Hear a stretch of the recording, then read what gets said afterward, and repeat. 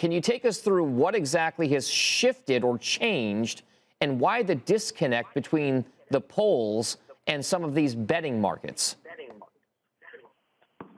Well, it's a difficult time to be in the business of talking about forecasting this election when we have a dead heat right now.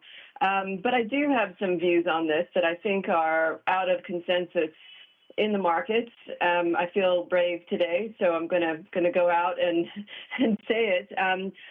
I'm concerned that the polls are undercounting Harris supporters, partly because they're overcorrecting for having undercounted Trump supporters in 2016.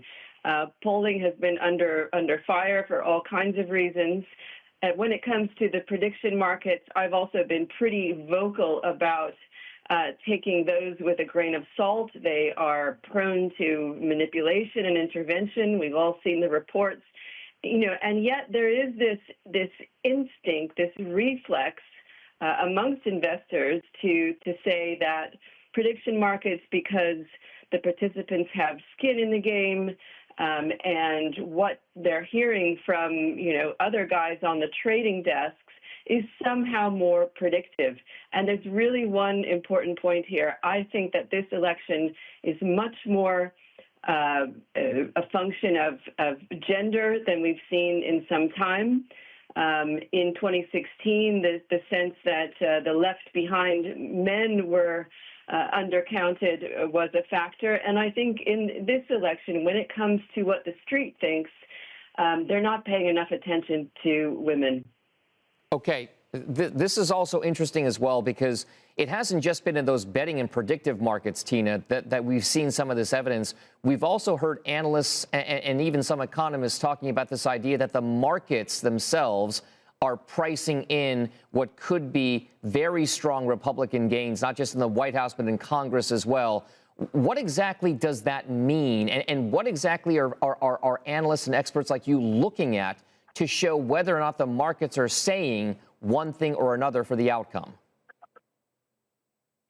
My view is that there's a lot of wishful thinking going on, and I come at this having started my career in emerging markets. I see a lot of warning signals going on in this election, and what I'm most concerned with, and this is what I've said in our research, is a peaceful transfer of power, where I think a lot of what we're seeing is market participants trying to help bring about the outcome that is their preferred outcome, which is Trump in the White House. Perhaps there's a marginal preference for a divided Congress.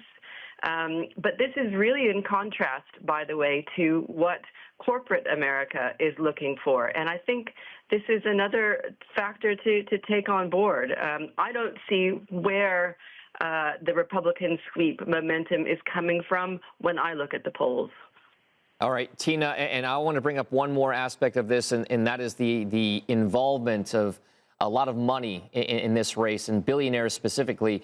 Elon Musk has come out very much as a surrogate, if you will, for former President Donald Trump. He spoke at Trump's Madison Square Garden rally last night, and this is what he said. You're being taxed. All government spending is taxation. So whether it's direct taxation or all government spending, it either becomes inflation or it's direct taxation. Your money is being wasted, and the Department of Government Efficiency is going to fix that. America's just not just going to be great. America is going to reach heights that it has never seen before. The future is going to be amazing. Okay, so those were the comments. They seem to land with a good amount of the audience. I wonder just how much Elon Musk's involvement and billionaires in general are going to factor, Tina, in your opinion, into this election.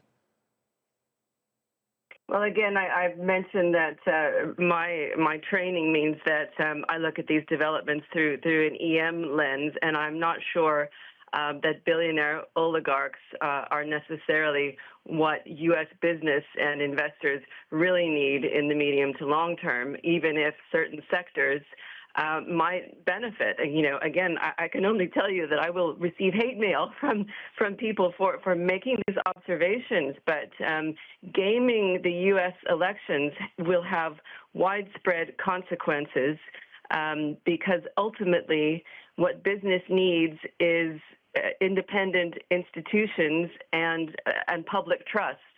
And the number of developments that are undermining public trust, and that is something that's been accelerated since the pandemic. Public trust is at an all-time low, is ultimately not good for the business environment, the investment environment, or indeed security and peace in the world. So it's very concerning. Mind you, Harris does have support from billionaires too, but it's not clear that Taylor Swift and Beyonce are taking action in the same way that Elon Musk is. Sure. Also, there is a story in the markets, and I'm sure that you've heard this, that Trump is aging and clearly becoming less sharp than he was in his first term back in 2016. So there's a view that says vote for Trump, get Vance and Musk, and that's appealing for many in the investor community, and perhaps less so for U.S. citizens on the whole.